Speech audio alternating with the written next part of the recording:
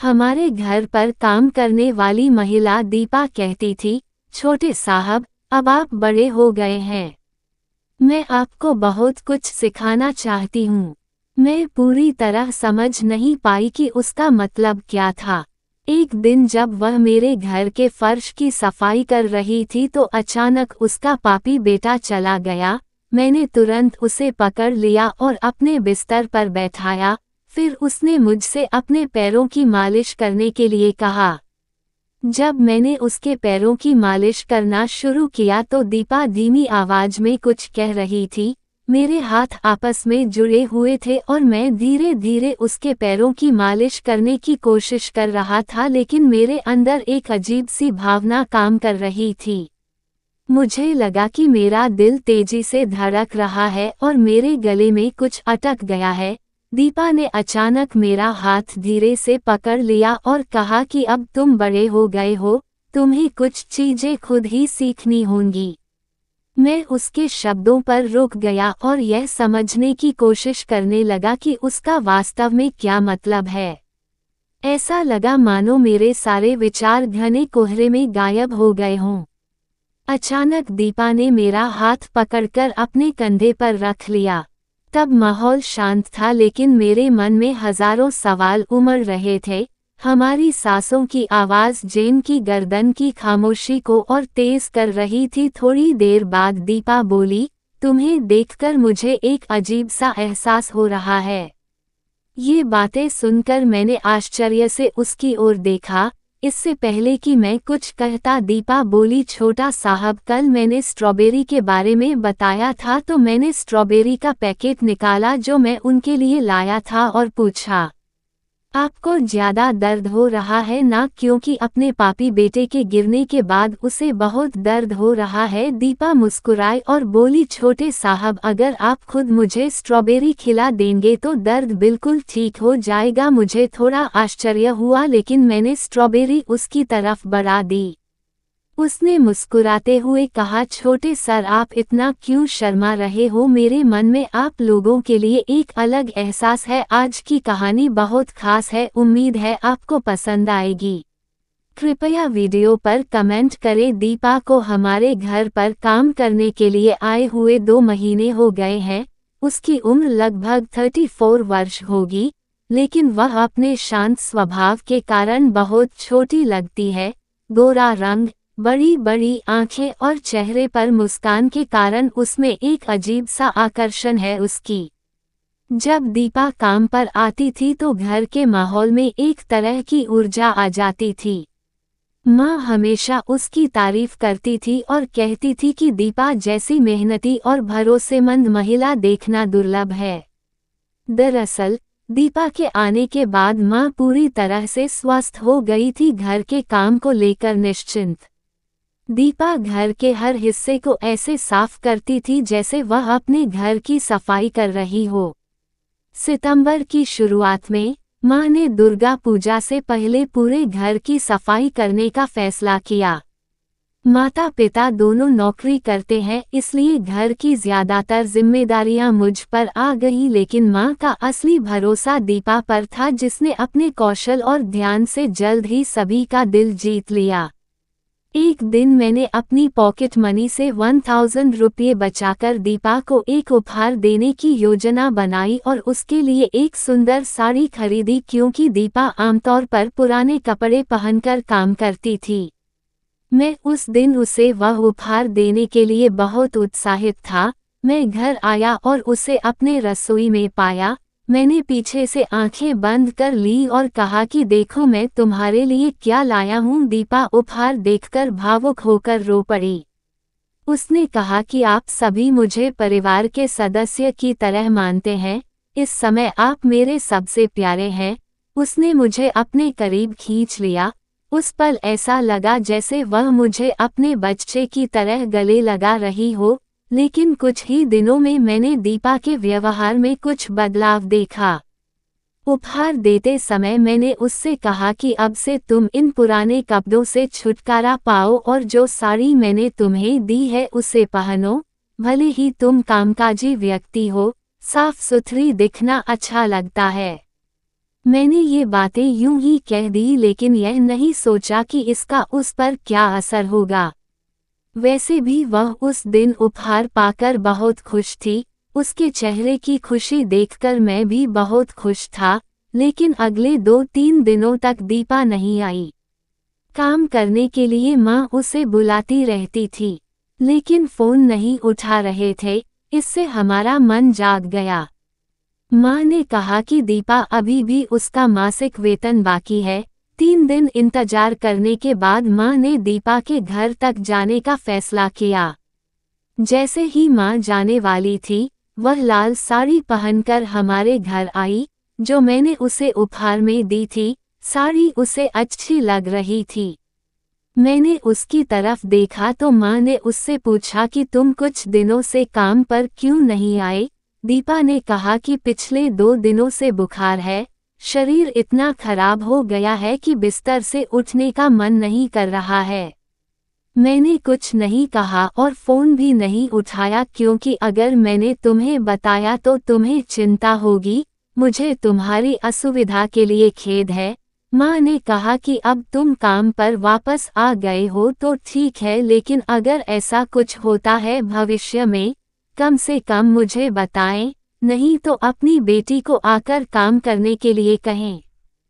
मैं इतना व्यस्त हूँ कि बार बार फ़ोन नहीं कर पाता और मेरे पास उसे बताने का समय नहीं है, क्योंकि वह उसके काम की प्रशंसा करती थी और अनुशासित थी। इसलिए उसने दीपा को उसकी अनियमितता के लिए चेतावनी दी।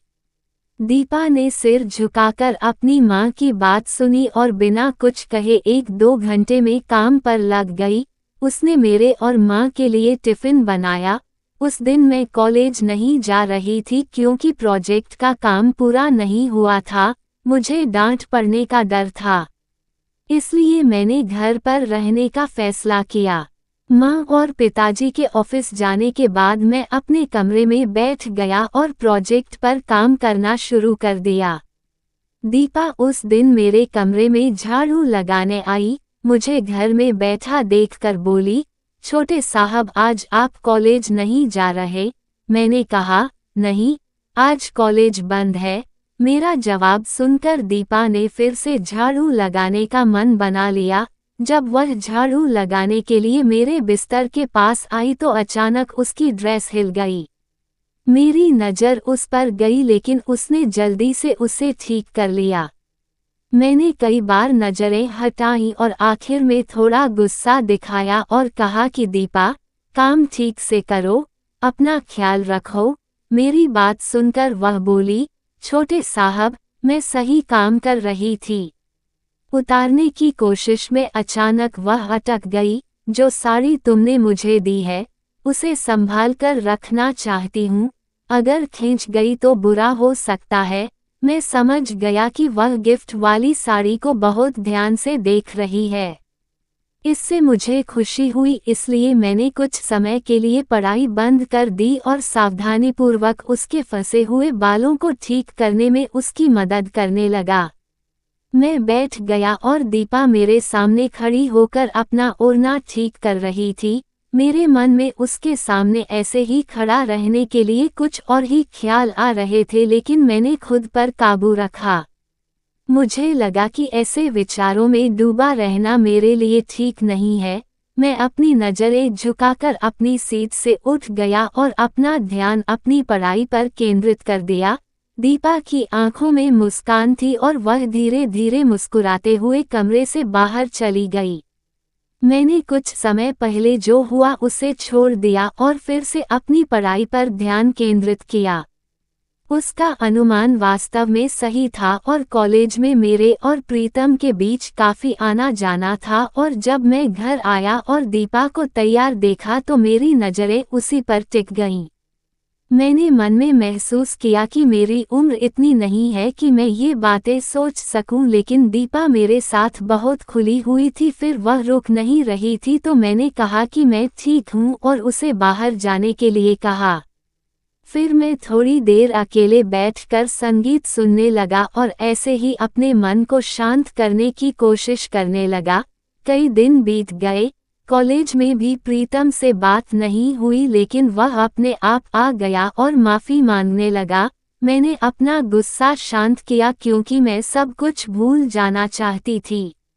उस दिन कॉलेज में 2 लेक्चर थे, इसलिए हमारी छुट्टी जल्दी हो गई। करण ने कहा, मैं आज टिफ़िन भूल गया, आपके घर का खाना बहुत अच्छा है, मुझे कुछ देना। उस दिन मैं भी टिफ़िन लाना भूल गया था, इसलिए मैंने कहा मैं टिफ़िन नहीं लाया, लेकिन करण बोला तुम अभी भी गुस्से में हो इसलिए तुम खाना नहीं दे रहे हो।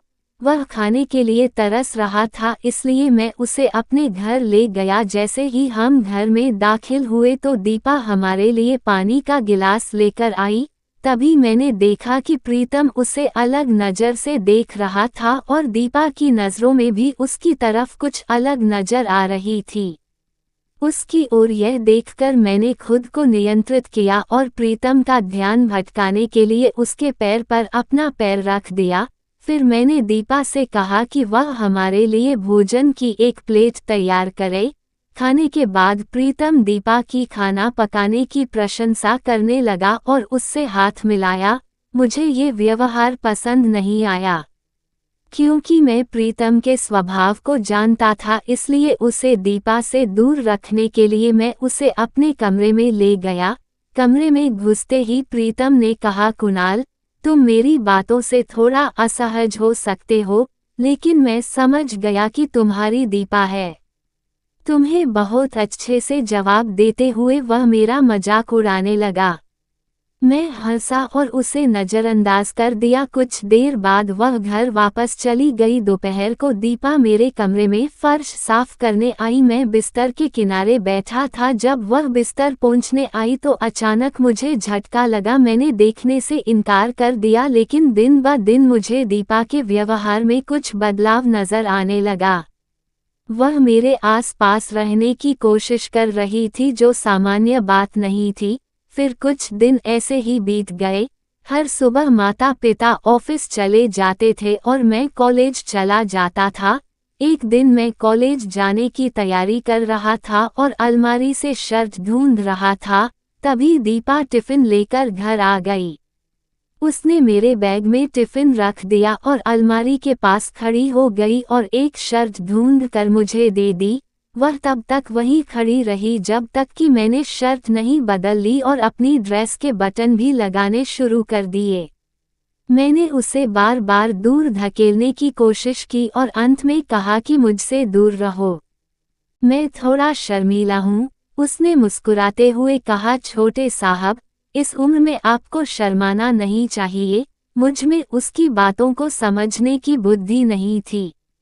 फिर उसने कहा कि तुम्हें अपने दोस्त से कुछ सीखना चाहिए जो उस दिन आया था। मैंने धीरे से मुस्कुराया और अपना सिर हिलाया और उसके कहे अनुसार टाल दिया। मैं कॉलेज चला गया और घर पर ताला लगाने चला गया। तभी दीपा ने मुझे रोका और कहा, छोटे सर, मैं वास्तव में स्ट्रॉबेरी खाना चाहता हूँ, क्या आप इसे मेरे लिए ला सकते हैं? मैं मुस्कुराया और सहमति व्यक्त की कि मैं वापस आने पर इसे लाऊंगा और चला गया। पिता की बात सुनकर दीपा ने जवाब दिया, मलिक, मैंने नहीं सोचा था कि तुम इतनी दूर तक जाओगे। दीपा ने ये भी कहा कि तुमने मेरी छोटी बेटी का ख्याल रखा और उसे खाने का लालच देकर उसके करीब रहने की कोशिश की। मेरी बेटी कुछ दिनों तक बेचैनी में रही। डॉक्टर को दिखाने के बाद पता चला कि उसके शरीर में कुछ असामान्यता है। आप जैसे वयस्क व्यक्ति के व्यवहार ने मेरी बेटी के कोमल मन पर गहरा प्रभाव डाला है। जब से मुझे पता चला कि इस स्थिति के लिए कौन जिम्मेदार है, मैं बदला लेना चाहता था, लेकिन आज जब आपका अपना बच्चा इस समस्या में फंस गया, तो आप मुझे दोषी ठहराना चाहते थे। जब दीपा ने ये शब्द कहे तो मैं हैरान रह गया। उसकी कहानी ने मुझे पूरी तरह से चकित कर दिया। सोच रहा था कि वह इतना झूठ बोलने के लिए इतनी दूर कैसे जा सकती है, यहाँ तक कि माँ को भी उसकी बातों पर विश्वास नहीं हो रहा था। और उसे डांटती है और जाने के लिए कहती है तो दीपा कहती है कि मेरे पास सबूत के तौर पर एक वीडियो क्लिप है कि आपके बेटे ने मेरे साथ गलत हरकत करने की कोशिश की। दीपा ने पहले से ही अपने फ़ोन को वीडियो रिकॉर्डिंग पर सेट कर दिया और माता पिता के सामने वीडियो दिखाते हुए कहा। दीपा ने कहा कि अब मैं आपके बेटे को दंडित करना चाहती हूँ, मैं उसे जेल भेजूंगी ताकि आपको एहसास हो कि आपने कितनी बड़ी गलती की है। ये स्थिति देखकर पिता दंग रह गए और दीपा के पैरों में गिरकर माफ़ी मांगने लगे। वह कहती है, दीपा मेरी गलती है, मुझे माफ़ कर दो, लेकिन मेरे बेटे को इस स्थिति में मत डालो। वह हमारा सब कुछ है, उसके बिना हमारे जीने का कोई मतलब नहीं होगा। मैं तुम्हें कल से पैसे देने को तैयार हूँ, तुम दोबारा यहाँ काम करने नहीं आओगी। इन पैसों के बारे में सब कुछ भूल जाओ और यहाँ से चले जाओ। लेकिन दीपा को पैसे नहीं न्याय चाहिए था। जब पिता ने अपना गुनाह कबूल कर लिया, माँ को गुस्सा आ गया और उसने पिता को चोर समझकर पीटा। वह दीपा के पास खड़ी हो गई और बोली कि मुझे तुम्हारी बेटी के साथ हुए अन्याय के लिए न्याय चाहिए, चाहे कुछ भी हो जाए, मैं सच्चाई के लिए खड़ी रहूंगी। दीपा माँ के पास आई और फूट फूट कर रोने लगी और मुझसे भी माफ़ी मांगी और कहा कि छोटे साहब, आप मेरे लिए एक बच्चे की तरह हैं, मैं अपनी बेटी के लिए ऐसा करना चाहती थी। मेरा आपके प्रति कभी भी बुरा रवैया नहीं रहा। जब बच्चों की बात आती है तो मानें सख्त हो ही जाती हैं और उनकी बातें सुनने के बाद मैंने भी उन्हें यह महसूस करते हुए माफ़ कर दिया कि वह वास्तव में अपनी बेटी के लिए लड़ रही थीं और कोई गलती नहीं हुई कि हम सभी ने एक दूसरे को समझा और स्थिति को सुलझाया और नए सिरे से एक दूसरे के साथ खड़े होने का संकल्प लिया। ये कहानी दीपा नाम की एक घरेलू नौकरानी और उसके छोटे सर के बीच होने वाली कुछ अप्रत्याशित भावनाओं और जटिलताओं के माध्यम से समाज का एक महत्वपूर्ण संदेश देती है। कहानी हमें सिखाती है कि हर रिश्ते की अपनी सीमाएं होती हैं। एक कर्मचारी और उसके नियोक्ता के बीच संबंध को सम्मान की सीमा का पालन करना चाहिए। दीपा और छोटा साहब में अचानक कुछ भावनाएं विकसित हो जाती हैं, लेकिन ऐसी भावनाओं के विकास से रिश्ते की गरिमा को खतरा हो सकता है। भले ही हमारे अंदर भावनात्मक कमजोरी हो, लेकिन इसे ठीक से प्रबंधित करना सबसे महत्वपूर्ण है। कहानी का सबसे बड़ा सबक ये है कि रिश्ते की गरिमा और सीमाओं को बनाए रखना कितना आवश्यक है। अन्यथा न सिर्फ रिश्ते खराब होते हैं बल्कि मानसिक और भावनात्मक परेशानियां भी पैदा होती हैं। दोस्तों, अगर आपको ये कहानी पसंद आए तो कृपया वीडियो को लाइक करें और हमारे चैनल को सब्सक्राइब करें। बगल में घंटी का बटन दबाएं ताकि हमारे नए वीडियो का नोटिफिकेशन आप तक सबसे पहले पहुंचे। धन्यवाद, मिलते हैं हमारे अगले वीडियो में।